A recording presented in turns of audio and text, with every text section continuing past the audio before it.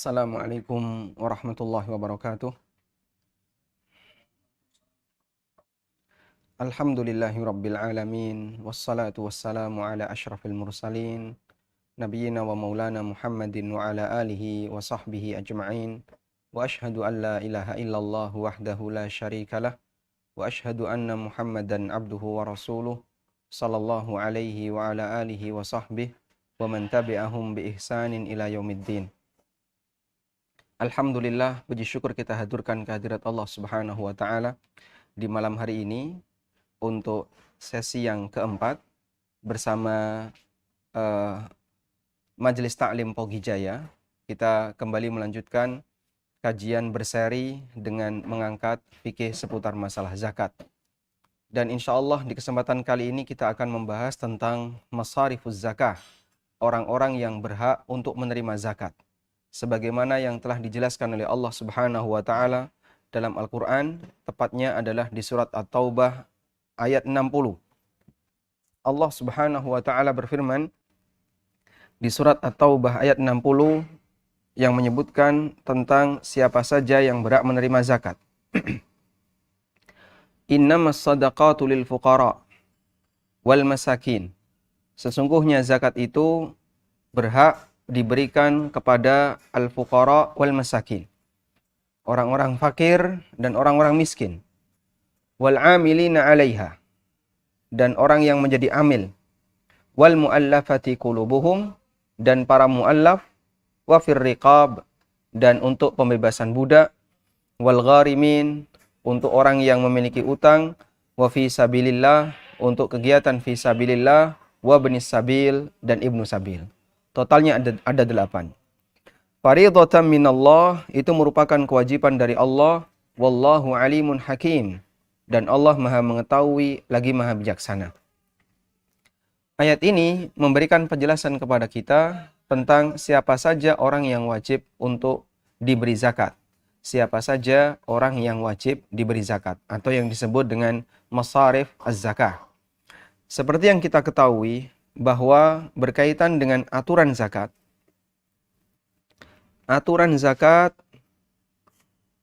sifatnya lengkap. Lengkap dalam arti semua telah dijelaskan oleh Allah Subhanahu wa taala. Sehingga dari mulai A sampai Z bisa kita katakan demikian, aturan zakat itu disediakan. Bagian yang terakhir adalah kepada siapa zakat itu disalurkan. Sehingga mulai dari hulu sampai hilir semuanya lengkap dijelaskan oleh Allah Subhanahu wa taala. Karena itu bisa kita sebut bahwa zakat adalah ibadah mahdhah. Ibadah mahdhah. Mahdhah artinya murni dalam masalah harta. Ibadah mahdhah dalam masalah harta. Sebab ibadah ada dua, dilihat dari bagaimana cara manusia mengerjakannya. Ada ibadah badaniyah dan ada ibadah maliyah. Ada ibadah fisik dan ada ibadah raga dan ada ibadah harta. Dan zakat adalah ibadah mahdhah dalam masalah harta. Ibadah maliyah yang mahdhah. Baik. Sehingga semuanya telah dijelaskan oleh syariat, termasuk siapa saja yang berhak untuk menerimanya. Maka dalam menyalurkan zakat, orang tidak boleh sesuai dengan seleranya. Saya pinginnya yang ini yang dapat, ini jangan dikasih. Saya maunya ngasih yang ini, tidak bisa. Allah Subhanahu wa taala telah menjelaskan orang yang berhak untuk menerima zakat. Jika dia tidak berhak, maka zakat yang disalurkan kepada pihak yang berhak hukumnya batal. Zakat yang disalurkan kepada pihak yang tidak berhak, kami ulang ya, zakat yang disalurkan kepada pihak yang tidak berhak, dan dia tahu kalau itu tidak berhak, maka itu bisa membatalkan zakat, sehingga harus diulang. Baik, berkaitan dengan 8 asnaf yang tadi kita baca, mulai dari fuqara sampai ibnu sabil, mulai dari orang fakir sampai ibnu sabil, jumlahnya ada 8. Ada beberapa catatan yang ingin kita sampaikan. Yang pertama, dari 8 asnaf penerima zakat,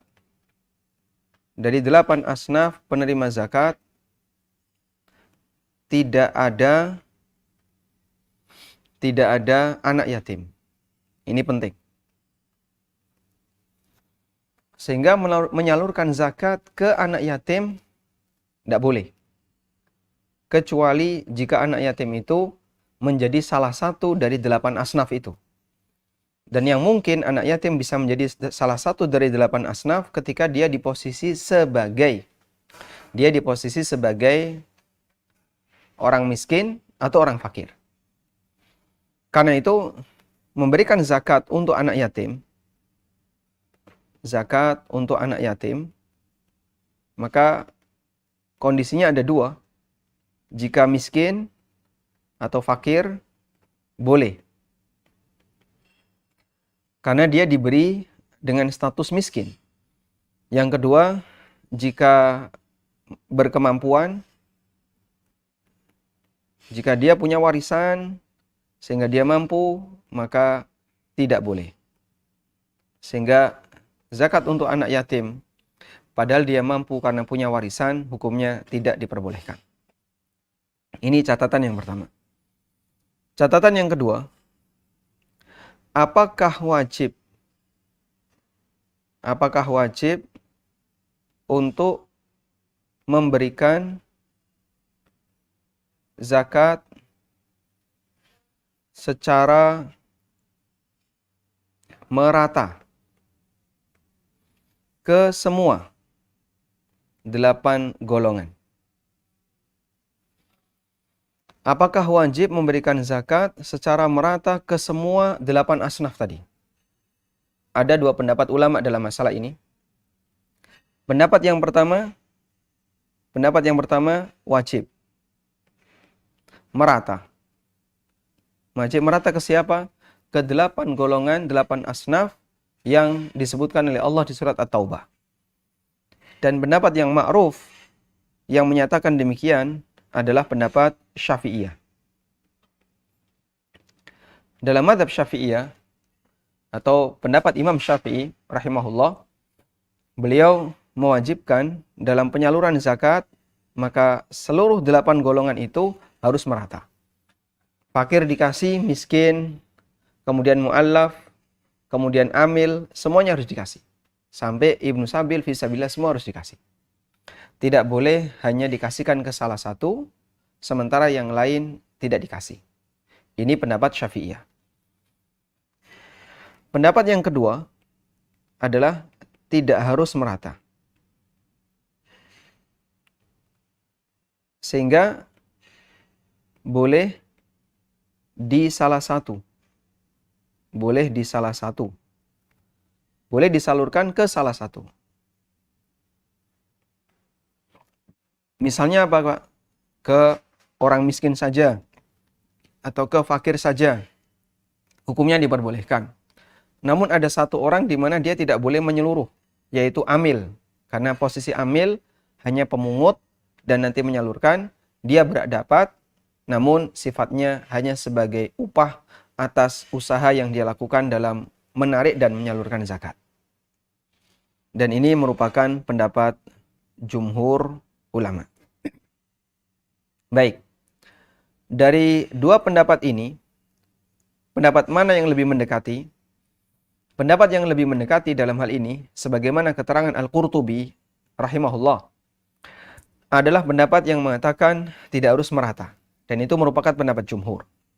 Dengan alasan Allah Subhanahu wa taala berfirman, "In tubdus shadaqati fa ni'mahi wa in tukhfuha wa tu'tuha al-fuqara fa huwa khairul lakum."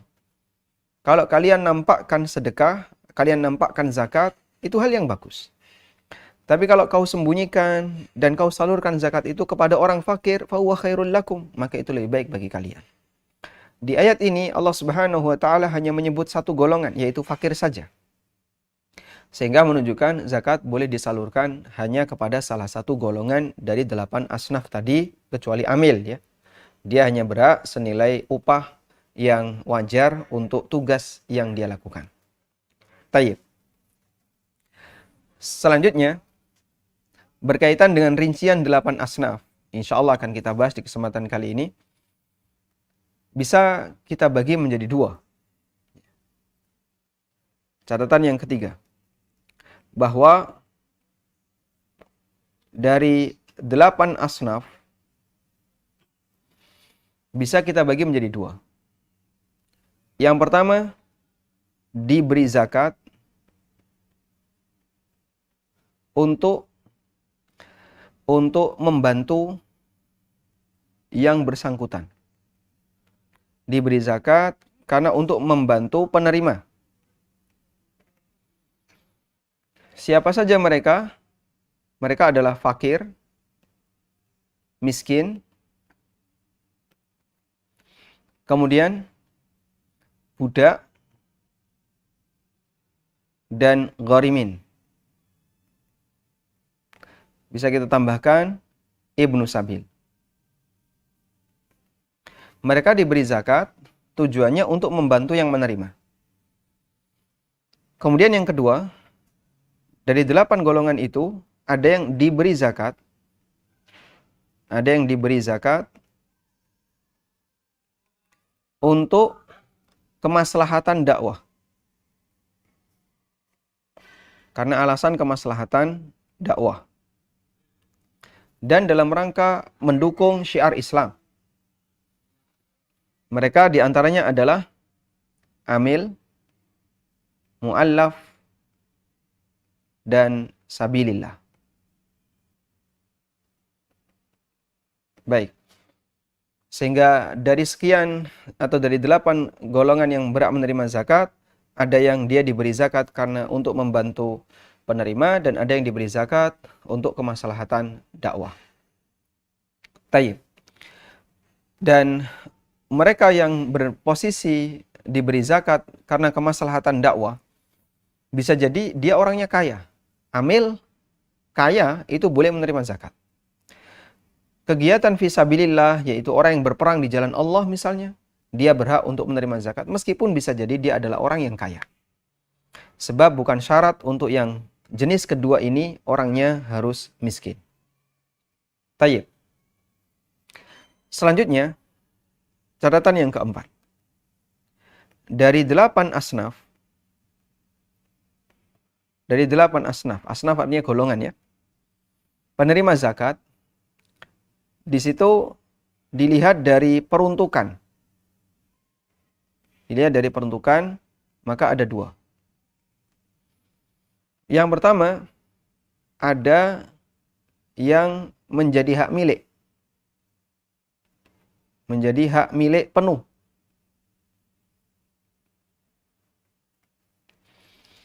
Sehingga dia ketika dikasih, maka total nilai zakat itu menjadi miliknya penuh. Meskipun sisa. Sudah? Bandingkan dengan yang kedua, nanti akan kelihatan perbedaannya. Ada yang diberi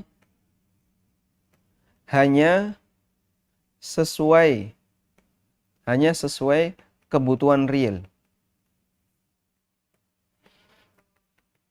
Sehingga jika melebihi kebutuhan real, maka wajib dikembalikan. Baik.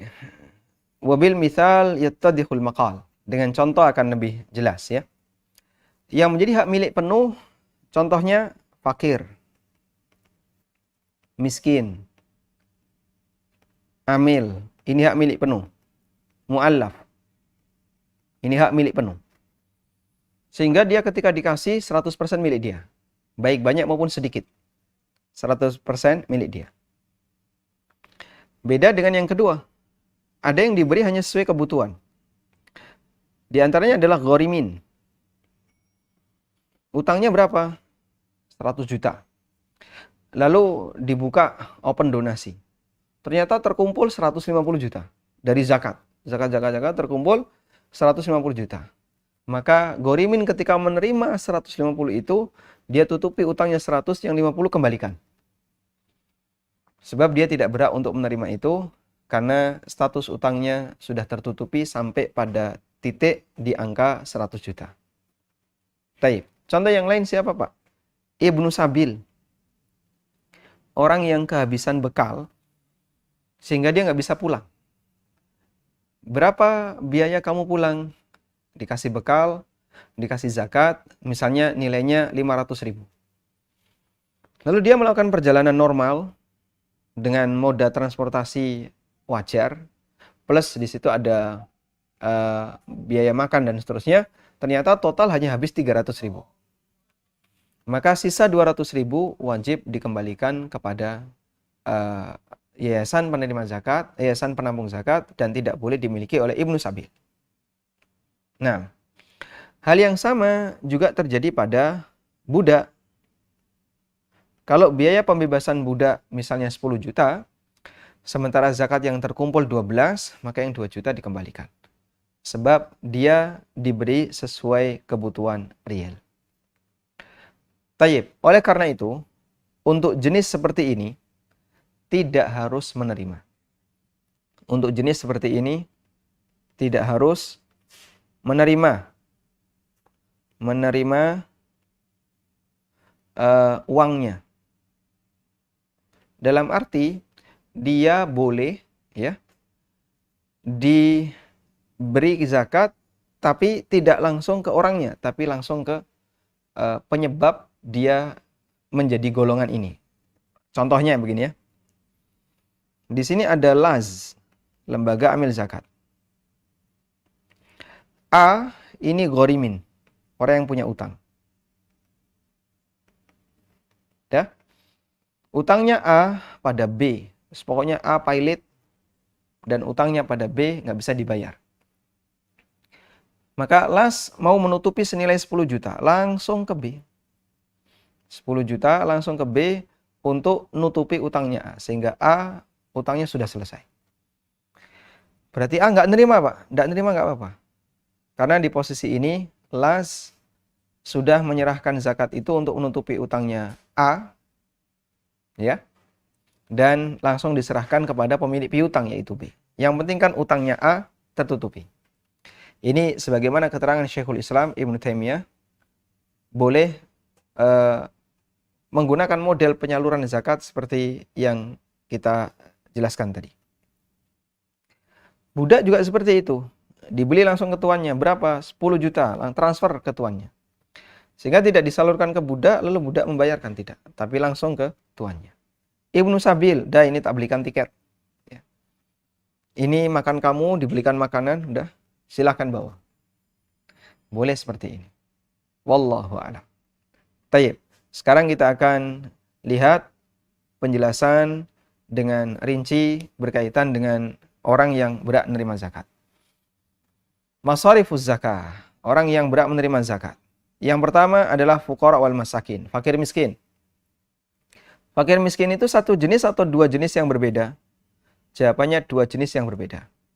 Dengan sepakat mazhab fikih, ulama mazhab fikih dari kalangan Hanafiyah, Malikiyah, Syafi'iyah dan Hambali serta mazhab Zahiriyah. Sehingga fakir bukan miskin, miskin bukan fakir. Lalu perbedaannya apa? Lihat siapa yang lebih butuh. Fakir ataukah miskin? Para ulama mengatakan al-faqiru asyaddu hajatan minal miskin. Fakir lebih butuh daripada orang miskin. Dan itu merupakan mazhabnya Imam Syafi'i, mazhabnya Syafi'iyah, mazhab Hambali, salah satu pendapat dalam mazhab Malikiyah, pendapat yang dipilih oleh Ibnu Hazm, Ibnu Bas, Ibnu Utsaimin, dan yang difatwakan oleh Lajnah Daimah. Tayyib. Dan ulama sepakat bahwa fakir miskin termasuk di antara orang yang berhak menerima zakat. Selanjutnya, berapa nilai yang boleh diberikan kepada fakir miskin? Yu'tal faqiru awil miskinu kifayata sanatin. Orang fakir dan miskin diberi zakat cukup untuk kebutuhan dia selama setahun. Masya Allah. Sehingga fakir di Jakarta, kebutuhan selama setahun berapa? Setahun di Jakarta 10 juta cukup? Satu orang. Cukup ya? Maka orang seperti ini boleh diberi zakat dengan nilai 10 juta. Langsung sekali 10 juta. Ya? Begitu dia diberi zakat dengan nilai 10 juta, maka dalam posisi ini dia sudah tidak fakir lagi. Maka dia sudah nggak boleh menerima zakat. Karena dia bukan fakir lagi. Sebab kebutuhannya sudah dicukupi seluruhnya. Apabila orang fakir atau miskin itu punya pekerjaan, maka dia diberi modal untuk pekerjaannya atau alat-alat yang digunakan untuk mendukung pekerjaannya. Meskipun nilainya sedikit maupun mahal. Di mana dia bisa mendapatkan keuntungan yang cukup secara umum untuk menutupi kebutuhannya. Walhamdulillah. Lalu boleh nggak memberikan zakat kepada orang fakir yang fasik? Fakir tapi preman. Yajuzu daf'uz zakati li fasikin. Boleh memberikan zakat kepada orang fasik, preman misalnya, atau tidak pernah, jarang sholat, tapi dia masih sholat tapi jarang. Dan ini merupakan pendapat ulama Malikiyah, Syafi'iyah, dan pendapat yang dipilih oleh Ibnu Utsaimin rahimahumullahul jami'. Walhamdulillah, selesai pembahasan tentang fakir. Berikutnya kita beralih ke al-amiluna 'alaiha. Orang yang menjadi amil. Pengertian amil. Amil adalah orang yang ditunjuk oleh imam, oleh pemerintah. Li jibayatis sadaqat min ahliha. Untuk menarik zakat dari muzaki, dari para wajib zakat. Unsur satu ini tidak boleh hilang. Dia ditunjuk oleh pemerintah. Atau mendapatkan rekomendasi dari pemerintah. Amil itu dia punya rekomendasi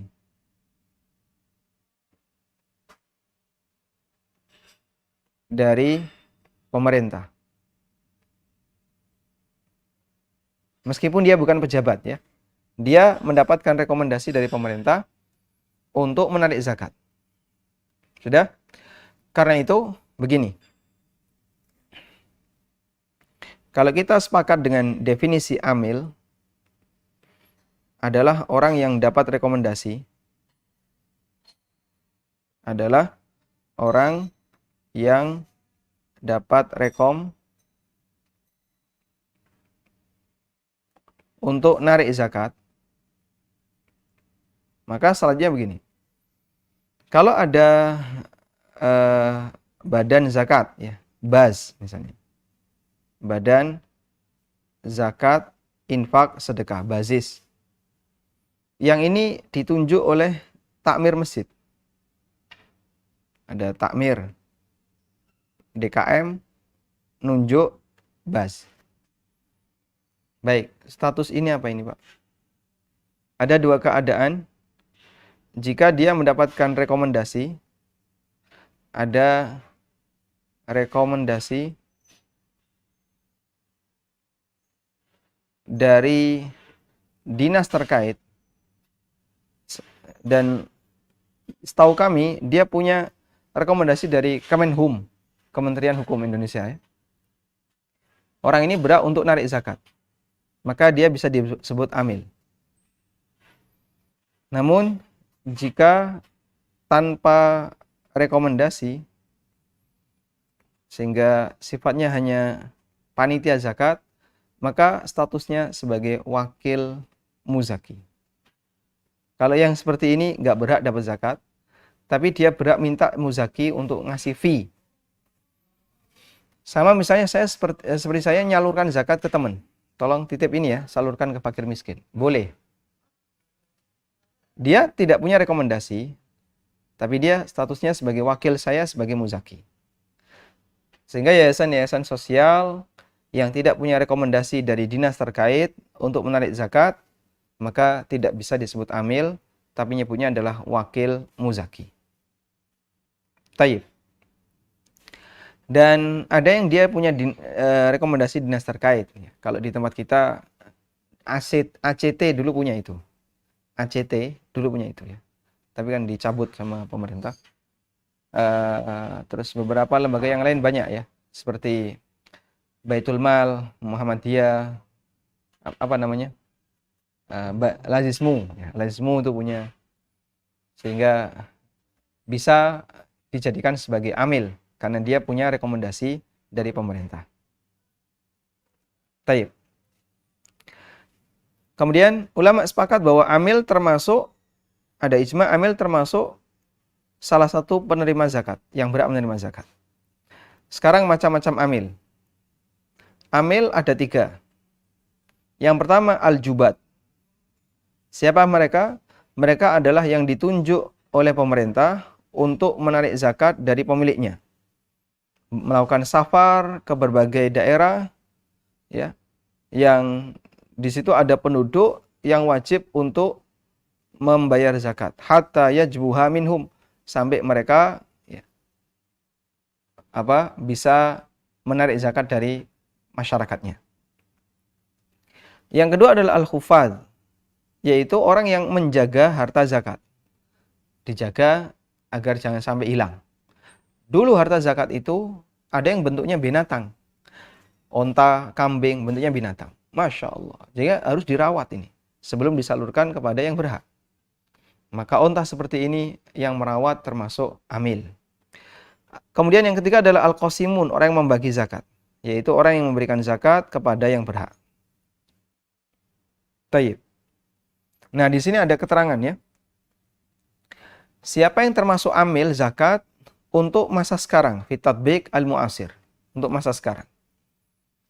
Termasuk di antara amil zakat untuk kasus saat ini adalah yayasan atau lembaga ya, yang didirikan dengan tujuan untuk kolek zakat dari orang-orang kaya dan membagikannya kepada fuqara wifqad dawabit syariah, sesuai dengan batasan syar'i. Wa bihadza sadara qararul majma' al-fiqhi at-tabi' li munazzamah al-mu'tamar al-islami. Sebagaimana keputusan yang dikeluarkan oleh Majma' Fikih Islami di bawah OKI, bahwa yang seperti kita sampaikan tadi, lembaga yang dia mendapatkan mandat dan rekomendasi dari pemerintah untuk menarik zakat, meskipun dia bukan pejabat. Dan di Indonesia seperti itu cukup banyak. Dia bukan ASN, dia bukan. Dia bukan aparat negara, tapi dia takmir dan seterusnya. Bisa seperti ini. Dan amil zakat dalam hal ini adalah lembaga yang ditugaskan untuk mengumpulkan zakat. Mereka adalah orang yang mendapatkan amanah, yaduhum yadul amanah. Sehingga tidak menanggung resiko apabila harta itu hilang, kecuali jika dia melakukan ta'addi atau taksir. Apa beda antara ta'addi dengan taksir? Jadi teledor itu ada 2. Teledor dalam mengemban amanah. Teledor dalam mengemban amanah itu ada 2. Yang pertama disebut dengan ta'addi. Apa itu ta'addi, Pak? Ta'addi adalah melakukan sesuatu yang seharusnya tidak dilakukan. Itu ta'addi. Yang kedua, ada yang disebut dengan taksir. Taksir adalah tidak melakukan sesuatu yang seharusnya dilakukan. Itu taksir. Contoh ya. Kalau zakat itu diutang-utangkan ke orang lain, diutangkan ke A, diutangkan ke B, diinvestasikan, sampai akhirnya gagal, hilang duit itu. Ini bentuk ta'addi. Kamu tidak seharusnya melakukan seperti itu. Zakat tidak boleh dilempar-lemparkan kayak gini, tidak boleh. Nah, ini tindakan apa? Ta'addi. Yang kedua, misalnya contoh, ada zakat nggak dicatat sampai tidak ada pelaporan yang detail, sehingga mana uang masuk, mana uang keluar nggak jelas semuanya. Seperti itu namanya taksir. Seperti ini namanya taksir. Tidak melakukan sesuatu yang seharusnya dilakukan. Kalau amil melakukan seperti ini, maka wajib untuk ganti rugi. Taib. Kemudian, apakah amil boleh dikasih zakat meskipun dia orang kaya? Jawabannya, amil boleh dikasih zakat meskipun dia kaya. Bahkan ini dengan ijma' ulama sebagaimana keterangan Ibnu Abdul Bar, Al-Kasani, dan Al-Buhuti. Ibnu Abdul Bar mewakili mazhab Maliki, Al-Kasani Hanafi, Al-Buhuti Hambali. Kemudian amil boleh mengambil zakat berapa? Amil boleh diberi zakat qadral ujroh mutlakon, sesuai dengan nilai upah. Upahnya kalau kegiatan kayak gini dapat berapa? Nah, itu hak amil. Tidak ada remunerasi, tidak ada tunjangan, adanya kebutuhan real upah kamu normal berapa? Sekian, kasih. Itu hak amil.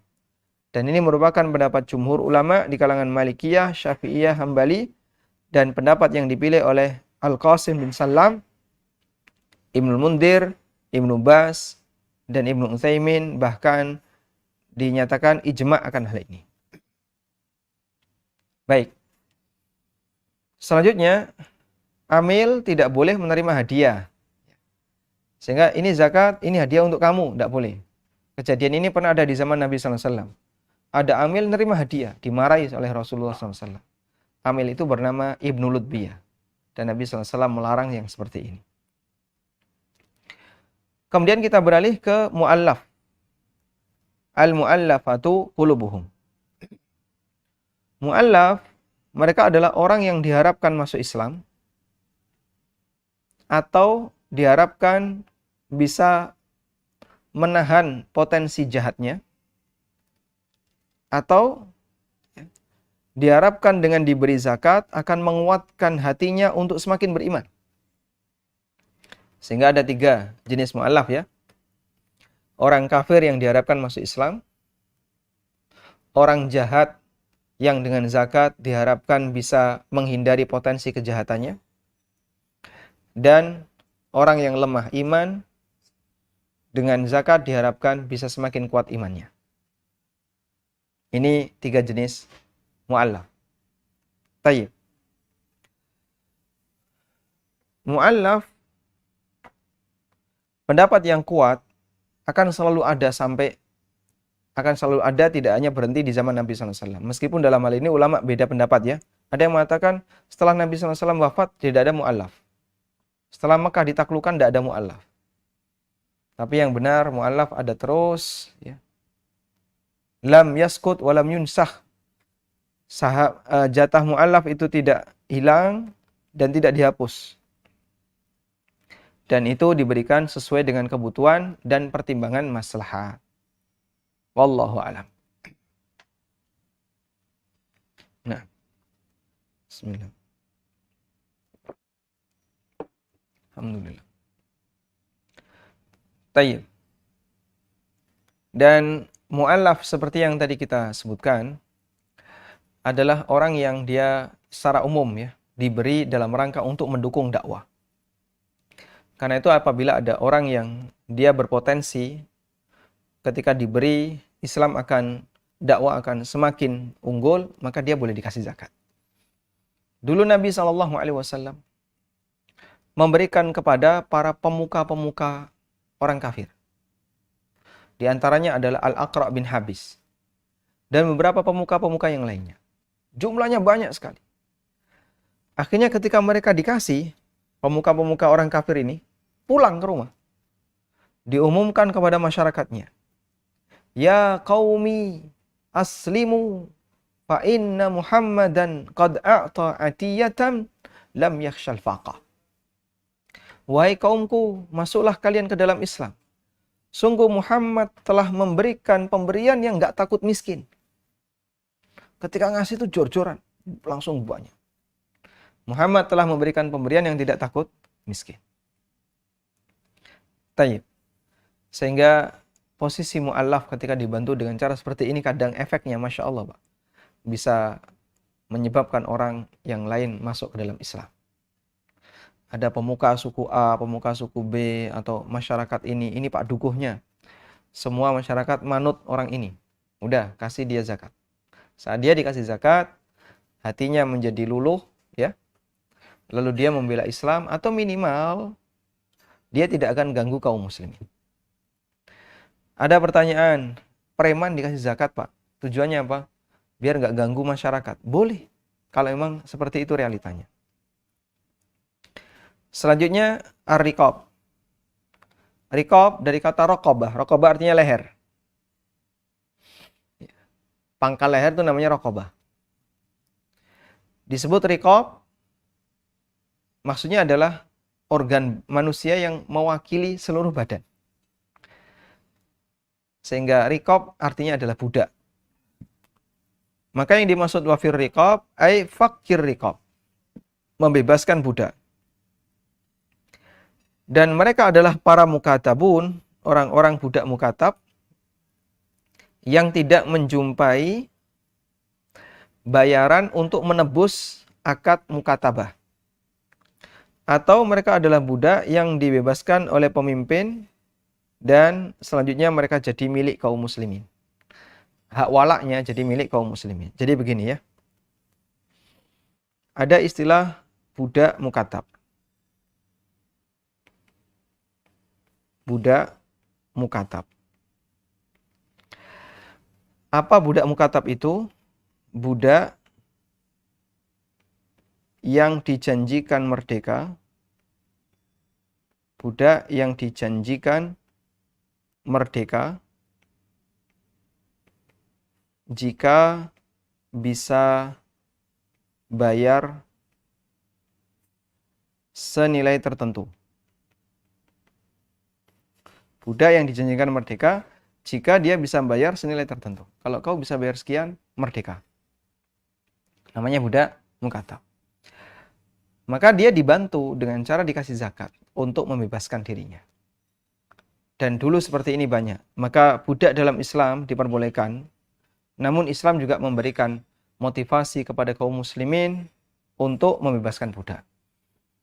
Dan fungsi adanya perbudakan dalam Islam adalah untuk edukasi, pendidikan. Sebab orang yang kalah dalam situasi perang karena dia sebelumnya adalah orang kafir, mungkin dia tidak mengerti tentang aturan Allah, tidak memiliki kepribadian yang baik, maka dengan adanya perbudakan, dia tunduk di bawah kaum muslimin, dididik dengan baik, jadilah orang-orang baik baru dilepas.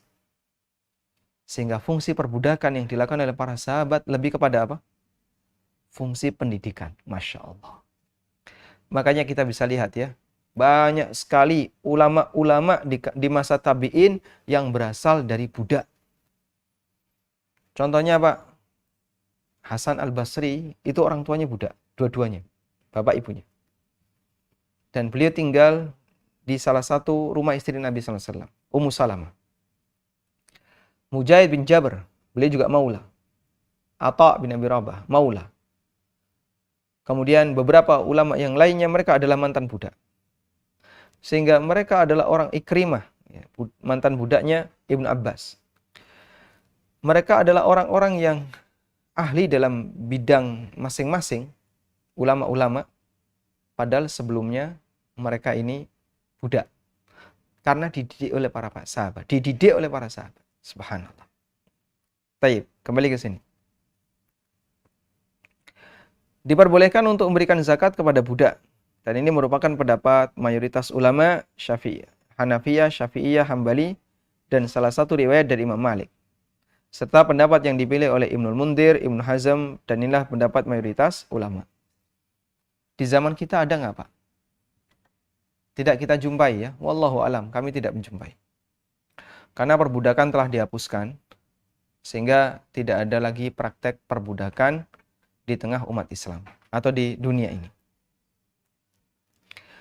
Kemudian diperbolehkan untuk menyerahkan zakat dalam rangka membeli budak lalu dibebaskan dari zakat. Itu hukumnya boleh. Boleh membeli budak dan dibebaskan dengan zakat. Dan ini merupakan mazhab Malikiyah, Hambali, dan pendapat Al-Qasim bin Salam, Ibnul Mundhir, dan seterusnya. Dan termasuk diantaranya adalah tawanan kaum muslimin. Zakat boleh digunakan untuk menebus tawanan kaum muslimin. Ada orang muslim ditangkap sama Rusia misalnya. Akhirnya nggak bisa keluar. Terus mereka minta tebusan. Nah, itu boleh ditebus agar dia bebas. Dan ini merupakan pendapat Imam Ahmad dan pendapat Ibnu Habib di kalangan Malikiyah, pendapat yang dipilih oleh Ibnu Taimiyah, Ibnu Baz, Ibnu Utsaimin, dan ini keputusan Majma' Fikih di bawah Oki. Karena Majma' Fikih Islami ada yang di bawah Oki dan ada yang di bawah Rabithah Alam Islamiyah. Taib. Kemudian, bolehkah zakat itu disalurkan untuk membebaskan al-mukhtatafin minal muslimin? Kaum muslimin yang disandra. Bolehkah zakat digunakan untuk membebaskan kaum muslimin yang disandra? Misalnya, kaum muslimin disandra sama orang kafir Somalia. Atau orang kafir daerah mana gitu ya. Maka boleh diberi zakat untuk membebaskan orang-orang yang disandra ini. Mimman ikhtatafuhum. Ya. Dan ini adalah keputusan Majma' Fikih Islami. Ini mungkin kasus yang lebih real untuk pembebasan budak di masa sekarang. Membebaskan kaum muslimin yang disandra atau kaum muslimin yang diculik lalu disandra, itu bisa digunakan harta kaum muslimin dari zakat. Di beberapa daerah konflik seperti Suriah, kemudian Yaman, kasus seperti ini masih banyak. Bahkan ulama disandra, ulama diculik. Nah, itu bisa dibebaskan dengan cara memberikan zakat. Selanjutnya, berikutnya adalah al-gharimun, orang yang terjebak utang. Al-ghurmu artinya ad-dain, utang. Al-gharim adalah orang yang memiliki utang. Taib. Dan secara istilah, gharim adalah al-madin al-ajiz an wafa'i dainihi. Orang yang punya utang dan dia tidak mampu untuk melunasi utangnya. Dan gharim itu ada beberapa macam. Di referensi yang lain disebutkan tentang macam-macam gharimin. Macam-macam gharimin. An-naul awal, jenis gharimin yang pertama adalah gharim li islahi dzatil bain. Orang yang pailit untuk mendamaikan orang yang sedang sengketa. Si A dan si B ini tegang, maka untuk mendamaikan dua orang ini, dia utang. Udah, kamu rugi berapa? Sekian. Kamu, dah tak bayar semua, dah. Yang penting tenang ya. Jangan berantem. Saya pingin kalian akur. Subhanallah. Ini gharim yang statusnya untuk islahu dzatil bain. Taib. Yang kedua adalah gharim li nafsihi fi mubah. Orang yang berutang untuk kebutuhan pribadi dalam masalah yang mubah. Dan dia tidak mampu untuk melunasi. Bahkan termasuk utang untuk hunian misalnya. Sehingga dia tidak punya uang sepeser pun untuk mencukupi hunian dia. Dan itu hunian yang sederhana, bukan hunian yang mewah. Memang dia punya hak untuk yang namanya sandang pangan papan. Dia kebutuhan papan ya, kebutuhan tempat tinggal, dia berhak untuk itu. Lalu dia memenuhi dari itu. Insya Allah tidak masalah. Taib. Tapi jika dia utang untuk kegiatan maksiat, tidak diberi zakat sebelum dia tobat. Misalnya utang untuk judi, atau utang untuk membantu kegiatan maksiat, tidak boleh diberi zakat sebelum orangnya taubat. Nah, wallahu alam. Nah, di sini disebutkan gharim li islahi dzatil bain, untuk mendamaikan orang. Jadi dia utang dalam rangka untuk tadi ada orang sengketa didamaikan. Kemudian di sini ada keterangan. Tadi sudah islahu dzatil bain ya. Yang berikutnya adalah siapa yang utang untuk hal yang haram, maka dia tidak diberi zakat. Sebagai hukuman bagi dia, Dan ini dengan sepakat ulama 4 madhab, dari mulai Hanafiyah, Malikiyah, Syafi'iyah, dan Hambali. Lalu bagaimana kalau dia tobat? Siapa yang utang untuk maksiat kemudian tobat, maka dia boleh diberi zakat, dan itu pendapat Syafi'iyah menurut pendapat yang lebih kuat, dan pendapat Hambali, dan ini pendapat yang dipilih oleh Malikiyah, oleh sanad di kalangan ulama Malikiyah, dan pendapat Ibnu Utsaimin. Selanjutnya, Ibra'ul gharim al-faqir bin niyatiz zakah. Baik. Ada orang yang begini ya, saya mau bayar zakat senilai 3 juta. Ya? Si A punya utang ke saya 3 juta. Baik. Bolehkah saya bilang ke si A, wahai A, kamu kan tidak mampu. Kau punya utang ke saya 3 juta. Gini saja. Saya mau bayar zakat senilai 3 juta. Maka utang kamu saya anggap lunas sebagai pembayaran zakat dariku senilai 3 juta. Tayyib. Apa hukumnya? Siapa yang memutihkan utang orang miskin dengan zakatnya dan dia hitung sebagai zakat hartanya, fa innahu la yujzi'uhu, zakatnya tidak sah. Wa hadza bittifaqil madzahibil fiqhiyah, dan itu dengan sepakat 4 madhab. Hanafiyah, Malikiyah, Syafi'iyah menurut pendapat yang kuat, dan Hambali. Bahkan Abu Ubaid menegaskan al-amala alaihi. Ya. Seperti ini ditegaskan oleh Ibnu Taimiyah juga, la niza'a fihi, tidak ada perselisihan ulama. Kalau ini tidak boleh. Sehingga tidak boleh pemutihan utang dijadikan sebagai pengganti pembayaran zakat. Bismillah.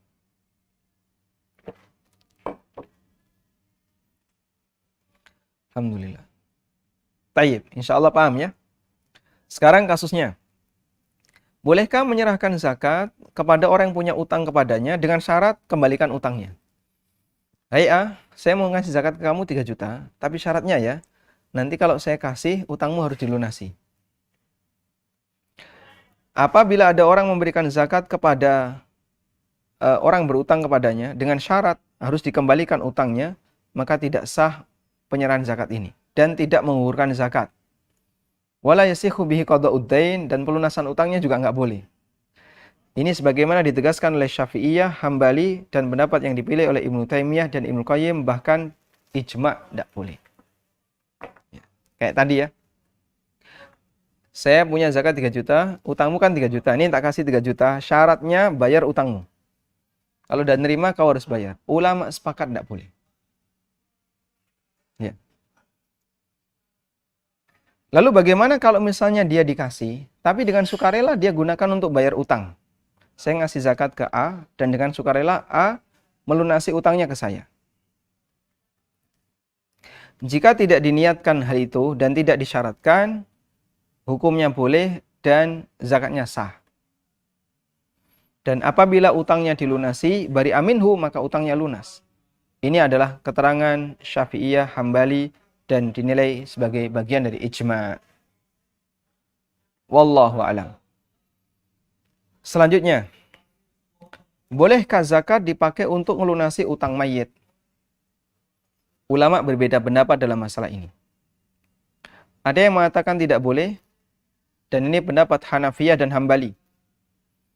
Dan itu pendapat Ibnul Mawaz di kalangan Malikiyah, dan salah satu pendapat dalam mazhab Syafi'iyah. Pendapat yang kedua hukumnya boleh. Dan ini mazhabnya Malikiyah, salah satu pendapat dalam mazhab Syafi'iyah, dan pendapat yang dipilih oleh Ibnu Taimiyah. Dan ini yang difatwakan oleh Lajnah Daimah. Dan ini pula yang menjadi keputusan Majma' Fikih Islami. Subhanallah. Kalau kita mengambil pendapat yang kedua, ada solusi besar bagi kaum muslimin yang meninggal dunia sementara dia masih punya utang. Tutupi utang itu, kasihani dia, tutupi dengan zakat. Dan itu pendapat Ibnu Taimiyah, pendapat yang difatwakan oleh Lajnah Daimah, pendapat yang diterbitkan oleh keputusan Majma' Fikih Islami, di bawah oki. Walhamdulillah. Selanjutnya fi sabilillah. Ya. Sabilillah di sini kalimat umum, tapi maksudnya adalah hal yang khusus. Dan sabilillah termasuk di antara yang berhak menerima zakat. Nah, sekarang siapa saja yang terhitung sebagai fisabilillah? Pertama, yang berhak menerima zakat dalam hal ini pertama adalah kegiatan jihad fisabilillah dengan sepakat ulama 4 mazhab. Bahkan Ibnul Arabi dan Ibnu Qudamah mengatakan tidak ada perbedaan pendapat dalam masalah ini. Kegiatan jihad berhak menerima zakat. Dan ini juga yang difatwakan dalam Majma' Fikih Islami. Baik. Apakah yang berperang harus miskin sehingga berhak menerima zakat? Jawabannya tidak disyaratkan demikian. Bahkan orang kaya yang mau berperang, dia boleh dikasih zakat. Dan itu pendapat jumhur ulama di kalangan Malikiyah, Syafi'iyah, dan Hambali. Kemudian zakat juga bisa digunakan untuk membeli perlengkapan perang. Karena ini termasuk di antara bagian dari kegiatan fisabilillah. Ini berdasarkan keterangan Malikiyah, Syafi'iyah, dan salah satu pendapat dalam mazhab Hambali. Dan ini juga keputusan Majma' Fikih Islami di bawah oki. Sekarang kalau orang mau berangkat haji atau umrah, boleh nggak diberi zakat sebagai kegiatan fisabilillah? Ulama berbeda pendapat. Dan di sini ditegaskan tidak boleh untuk memberikan jatah fisabilillah bagi orang yang mau berangkat haji atau umrah. Dan itu pendapat jumhur ulama di kalangan Hanafiyah, Malikiyah, Syafi'iyah, dan salah satu riwayat dari Imam Ahmad. Tayyib. Alhamdulillah. Meskipun ada yang mengatakan boleh, dan itu pendapat Imam Ahmad dalam salah satu riwayat. Orang mau berangkat haji, ini disangoni, ya, dikasih bekal dari zakat. Itu dalam pendapat Imam Ahmad di salah satu riwayat boleh. Namun yang lebih kuat tidak boleh. Selanjutnya, yang terakhir adalah Ibnu Sabil. Mereka adalah musafir. Dan yang dimaksud adalah al-gharib, orang asing, di mana dia tidak punya bekal untuk balik ke negerinya. Wa in kana ghaniyan fiha, meskipun di daerah asalnya dia kaya. Maka untuk Ibnu Sabil, dia diberi zakat sesuai dengan kebutuhan dia untuk pulang. Apakah bagi orang yang safar maksiat boleh dikasih zakat? Jawabannya tidak boleh. Bagi siapa yang melakukan safar maksiat selama belum bertobat. Dan itu merupakan pendapat jumhur ulama. Malikiyah, Syafi'iyah, Hambali, dan Dhahiriyah. Tayyib. Yang jadi pertanyaan, apakah disyaratkan Ibnu Sabil boleh mengambil zakat jika dia tidak mampu utang? Kamu kalau nggak bisa pulang utang, nanti bayar setelah sampai rumah. Kan masih mampu utang. Apakah disyaratkan seperti itu? Jawabannya tidak disyaratkan. Bagi Ibnu Sabil untuk utang, meskipun ada orang yang mau ngutangi. Dan itu pendapat jumhur ulama di kalangan Hanafiyah, Syafi'iyah, Hambali, dan salah satu pendapat dalam mazhab Malikiyah.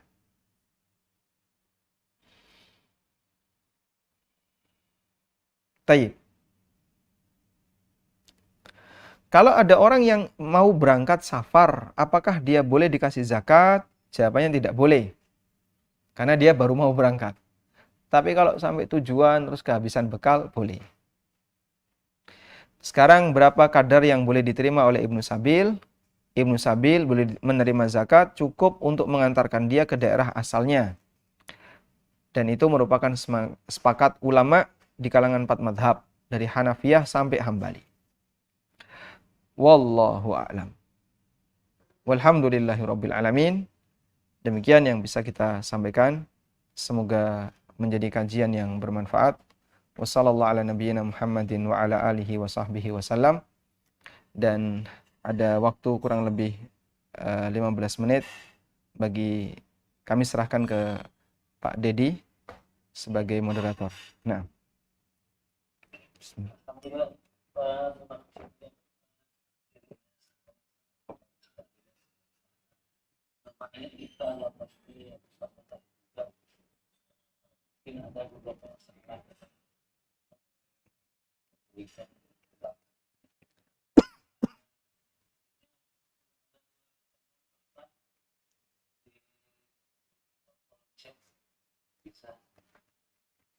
Baik, silakan.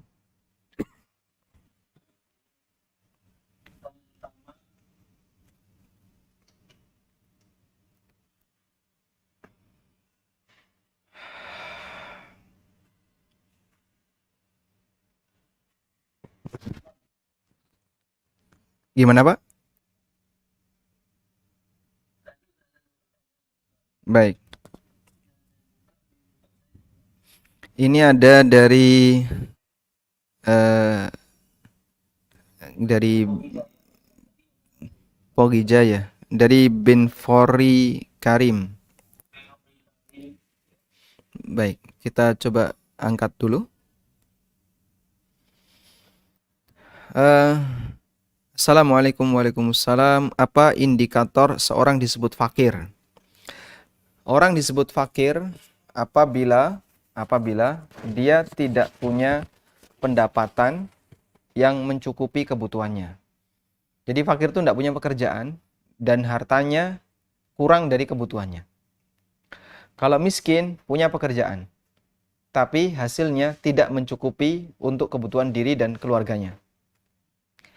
Allah bercerita di surat Al-Kahfi bahwa ada orang miskin yang dia punya kapal, punya perahu. Ammas safinatu. Jadi Nabi Khidir kan melubangi perahu ya. Bersama Nabi Musa, Nabi Khidir melubangi perahu itu. Lalu ketika Nabi Musa tanya, "Loh, kok kamu lubangi gimana?" Khidir menjelaskan, "Ammas safinatu fakanat limasakin ya'maluna fil bahar." Perahu yang aku lubangi itu milik orang miskin yang bekerja di laut. Wa kana wara'ahum malikun ya'khudhu kulla safinatin ghasba. Di sana ada raja yang jahat yang dia suka merampas perahu-perahunya masyarakat. Sehingga perahunya orang miskin ini dilubangi. Ini orang miskin disebut oleh Quran, disebut oleh Khidir orang miskin, dan dia punya perahu. Maka orang miskin punya pekerjaan tapi kurang. Tidak mencukupi kebutuhannya. Orang fakir tidak punya kerjaan dan hartanya yang dia miliki tidak mencukupi kebutuhannya. Misalnya ada janda, dia nggak kerja, nggak bisa kerja. Anak-anaknya masih banyak kecil-kecil dan warisannya nggak cukup. Maka dia fakir dan dia berhak untuk menerima zakat. Wallahu alam. Ada banyak ustadz yang di pedalaman membina keluarga-keluarga miskin. Apakah masuk fisabilillah? Padahal dia bukan fakir atau miskin. Apakah berhak menerima zakat? Bisa jadi bagian dari fisabilillah adalah mendukung kegiatan dakwah. Mendukung kegiatan dakwah bagian dari fisabilillah. Sehingga untuk kegiatan dakwah yang sifatnya bukan materi, ya. Seperti untuk membiayai proyek dakwah ke pedalaman. Butuh berapa untuk biaya transport, ini. Insya Allah bisa diambilkan dari zakat karena dakwah termasuk bagian dari fisabilillah. Zakat untuk beasiswa anak yang nggak mampu. Juga untuk membangun masjid. Kalau zakat untuk membangun masjid, jumhur ulama, bahkan bisa kita sebut jamahir, mengatakan tidak boleh. Sebab masjid itu dibangun dengan menggunakan harta wakaf dan bukan dengan zakat. Nabi SAW tidak membangun Masjid Nabawi dengan zakat. Demikian pula Khulafaur Rasyidin. Namun dibangun dengan wakaf. Taib. Karena itu masjid tetap bisa dibangun dan nanti penyalurannya atau penggunaannya tidak dari harta zakat. Kalau memberi beasiswa untuk anak yang nggak mampu bagaimana? Jika dia belajar di lembaga pendidikan agama. Jika dia belajar di lembaga pendidikan agama, maka insya Allah tidak masalah. Itu yang kami tahu. Kalau untuk pendidikan non-agama, saya tidak tahu apakah dia boleh menerima zakat atau tidak. Kalau dia statusnya sebagai miskin, dikasih uang cash, atau dikasih uang bukan untuk beasiswa, tapi uang, terserah dia nanti penggunaannya, tidak masalah. Tapi kalau langsung ditutupi untuk beasiswa, nah ini kami tidak tahu jika dia belajarnya untuk selain kegiatan agama. Wallahu a'lam. Ya ada bertanya lagi Ustaz. Assalamualaikum Ustaz. Pertanyaan saya adalah apakah punya sebuah masjid yang dibangun dari wakaf dengan yang tidak diberi wakaf? Kemudian yang kedua, apakah Pak Ustaz yang mengajarkan ilmu agama atau khusus termasuk bisa pilihlah yang dapat tadi ada sebenarnya yang tadi kita pilih program chat dari Pogi ya.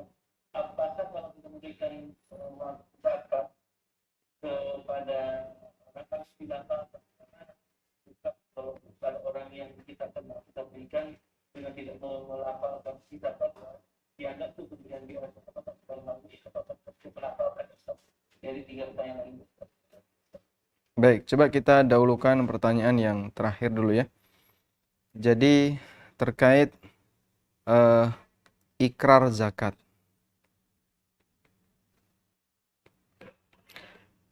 Menyatakan, declare kalau ini zakat ya. Itu ada 2. Jika penerima adalah mustahik, orang yang berhak. Mustahik artinya orang yang berhak. Jika penerima adalah mustahik, orang yang berhak menerima zakat, maka tidak perlu. Bahkan Imam Ahmad melarang karena khawatir menyakiti perasaan orang yang menerima. Sehingga sebaiknya tidak. Ini betul-betul miskin, fakir, Anda kasih, selesai. Tidak perlu menyampaikan ini zakat dari saya. Karena mungkin akan menyakiti perasaan yang menerima. Yang kedua, jika penerima adalah lembaga. Lembaga atau yayasan zakat tadi ya. Maka wajib menyampaikan. Apalagi jika dia mengumpulkan zakat, infak, sedekah, dan yang donasi dan yang lainnya. Maka wajib menyampaikan agar penyalurannya tepat sasaran. Sebab kita pesan sebagai amanah, tolong disalurkan ke seperti ini. Harus tepat sasaran. Taib, ini rinciannya ya. Selanjutnya berkaitan dengan posisi wakaf. Apakah hukum perlakuan masjid yang dibangun dari wakaf sama seperti yang tidak dari wakaf? Wallahu a'lam, saya kurang paham masjid yang bukan wakaf. Karena semua masjid itu rata-rata wakaf. Sehingga orang kalau sudah menjadikan ini sebagai masjid, berarti dia wakaf. Kalau masalah ini bukan tanah wakaf dan seterusnya, itu beda lagi. Karena wakaf itu bisa juga wakaf dalam bentuk manfaat. Anda beli satu ruko, di sini nggak ada Pak tempat sholat. Akhirnya Anda nyewa satu ruko. Ya udah, ini tak sewa. Jadikan sebagai tempat sholat. Musola. Lantai 1, lantai 2, pokoknya semuanya untuk musola. Sehingga kawan-kawan kalau mau sholat silakan di sini. Ini ruko udah saya sewa selama 5 tahun. Maka dia wakaf untuk jangka waktu 5 tahun penggunaan tempat ini sebagai musola, sebagai masjid. Transaksi di situ tidak boleh. Hukum masjid berlaku. Sehingga nggak boleh ya jual beli di situ. Jika kita memahami jual beli di masjid tidak boleh. Wallahu a'lam. Apalagi kalau lahannya lahan wakaf ya, tentu lebih kuat. Kemudian untuk para ustadz yang mengajarkan ilmu agama, apakah berhak menerima zakat? Wallahu a'lam, kalau fokus ya, ngajarin agama, insya Allah tidak masalah. Sehingga dia tidak punya kegiatan yang lain. Selain ngajar, pagi, siang, sore ngajar terus. Tidak ada kegiatan yang lain. Nggak kerja boleh. Enggak, ngajar itu aja.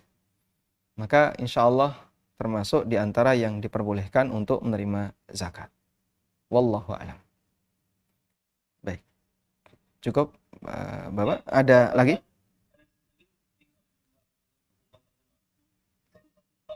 Silakan. Jadi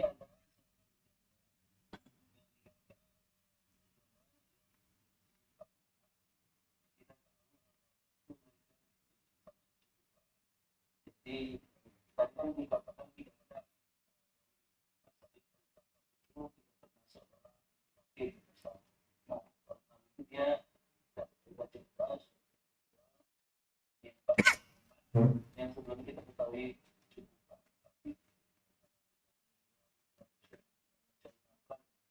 kita nggak tahu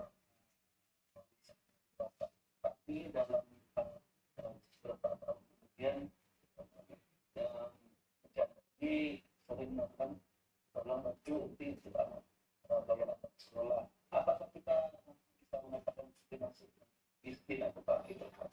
Kalau kita tahu sebelumnya dia menetapkan fakir itu dia saya lihat kemana-mana pakai mobil tapi sering mengatakan waktu inilah waktu bayar sekolah kan berhak.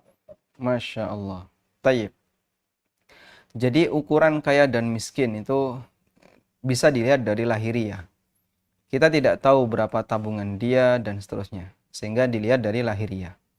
Karena itu kalau lahiriahnya dia pakai mobil, masih punya warisan berupa properti A, properti B, dan seterusnya. Hakikatnya dia sebenarnya kaya. Nah, di posisi ini, kalaupun suaminya sudah meninggal, dia kaya. Oleh karena itu, kalau dia minta bantuan untuk anaknya dan seterusnya, sementara terbukti dia masih punya beberapa properti yang ditinggalkan oleh suaminya, orang seperti ini tidak berhak menerima zakat. Tapi kalau mau dikasih donasi sebatas tali AC tapi bukan zakat, silahkan, sah-sah saja. Kaum muslimin boleh membantu kaum muslimin yang lain yang mereka dalam kondisi sedih karena tidak ditinggal mati oleh suaminya atau sedang punya musibah, meskipun dia orang kaya. Sehingga diberi sebagai bentuk tali AC, bantuan dari sama kaum muslimin. Karena itu bedakan antara posisi pemberian zakat yang itu khusus ada penerima tertentu yang Allah batasi, dan ada donasi yang sifatnya umum, siapapun boleh.